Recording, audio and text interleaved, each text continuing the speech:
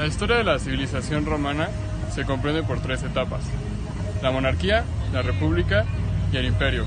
En este video vamos a especificarnos en explicar la época de la república. Una república es una forma de gobierno en donde la máxima autoridad deja de ser un monarca. La república no es nada más que esta época en la que se da el mayor florecimiento de todas las fuentes del derecho.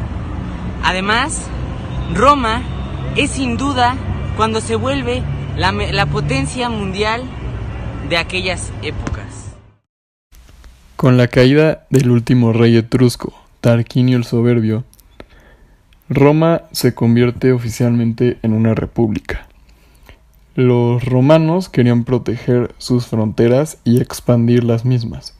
Esto los condujo a una serie de guerras y provocó que durante los siguientes 250 años aproximadamente, los romanos lucharon contra un enemigo tras otro, venciéndolos y así expandiendo sus fronteras. Su triunfo sobre Cartago los convirtió prácticamente en dueños del mar Mediterráneo.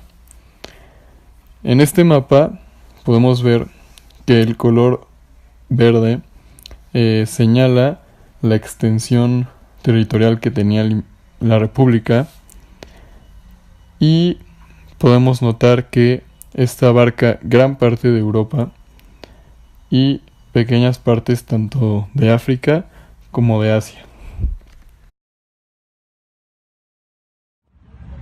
En la época de la República podemos notar que el poder empieza a dividirse y así se tiene una mejor organización en esta época. Lo mismo pasa, por ejemplo, en un equipo de americano, como en los Borregos del TEC, que existen diferentes funciones, diferentes partes del equipo que se encargan de una función distinta de la que no se puede prescindir. Es decir, si una de ellas no funciona correctamente, el equipo no va a funcionar.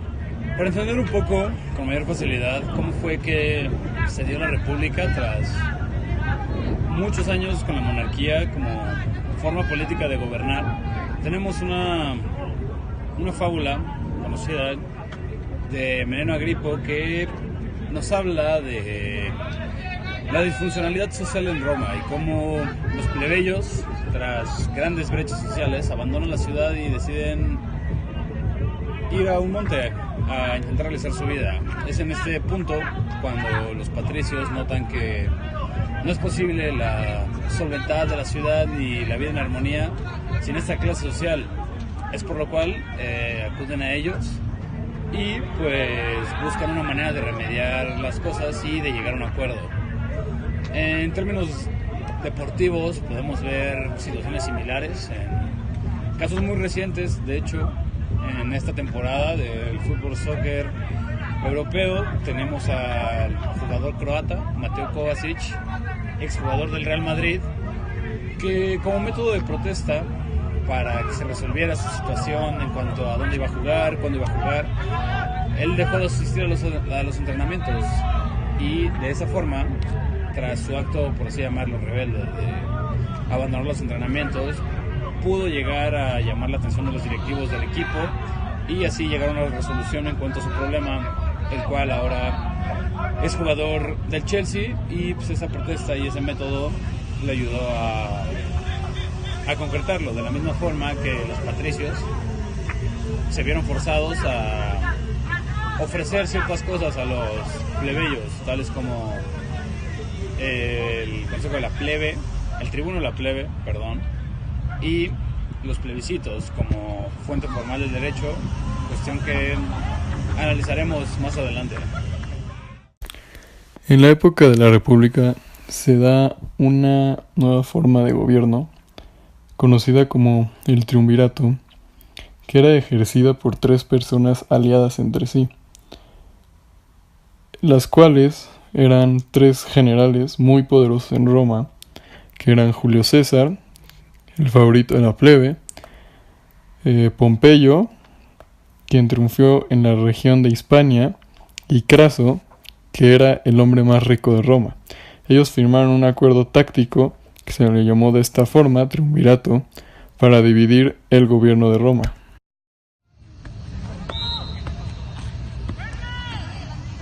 Para entender más la República, tenemos que saber acerca de su organización política.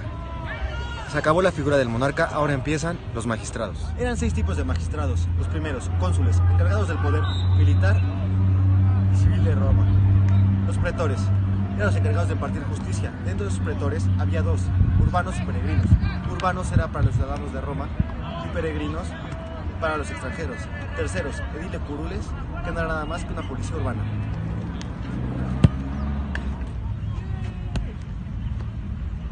Los castores eran los encargados de auxiliar a los cónsules. Y los censores, encargados de realizar los tan famosos censos económicos e importantes durante esta época.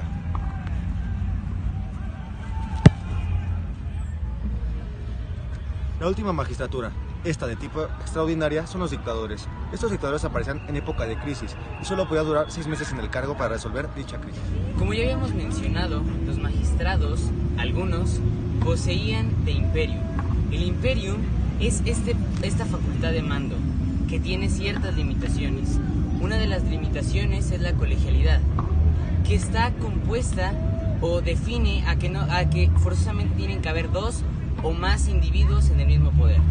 Del mismo modo, se encuentra el veto del tribuno de la plebe, que no es nada más que esta fuerza que se le fue otorgada a los plebeyos cuando regresaron del Monte Sacre, que pues tiene ciertas limitaciones ahí.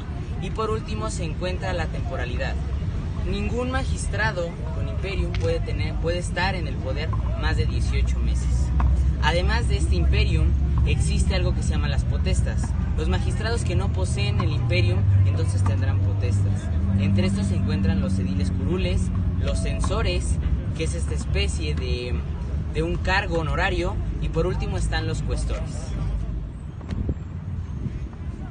El Senado en la época de la República comenzó a tomar un poco más de poder en comparación de la monarquía, pero este órgano se mantuvo como un órgano consultivo. En este caso, llegaban a emitir ciertas resoluciones llamadas Senado Consultos, que también se va a explicar más a fondo a lo largo del video como fuente formal del derecho. La figura político-legislativa de la época republicana seguían siendo los comicios, los cuales vimos en la época de la monarquía. Teníamos los comicios por curias, que se agrupaban por su familia. Teníamos los comicios por centurias, que se agrupaban por los censos y por su posición económica. Y teníamos también en esta etapa un tipo de comicios que son los comicios por tribu, que se agrupan por su domicilio. Para estas tribus existían 35 tribus en Roma, de las cuales 31 eran peregrinas y 4 de ellas eran urbanas.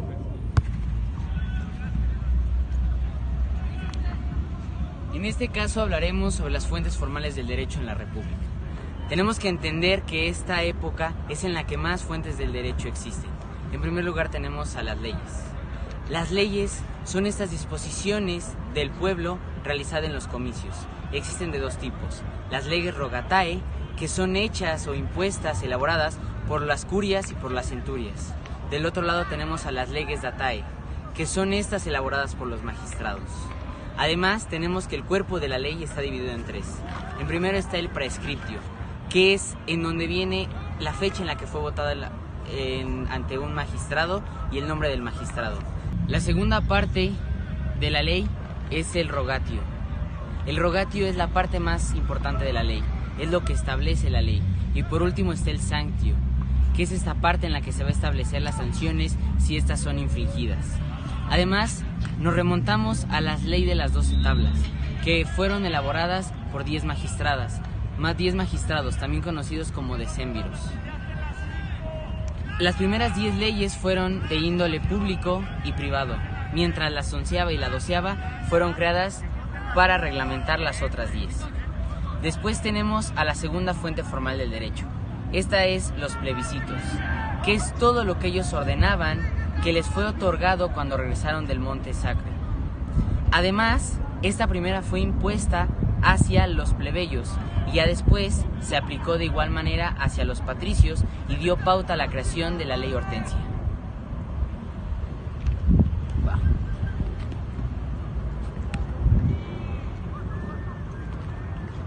Senado Consultos. Es un órgano consultivo del Senado tomado en cuenta por los cónsules. Jurisprudencia. Son opiniones acerca de cualquier tema dada por expertos del derecho o doctrina. Edito de los magistrados. Es el plan, programa o acción que van a realizar durante su mandato.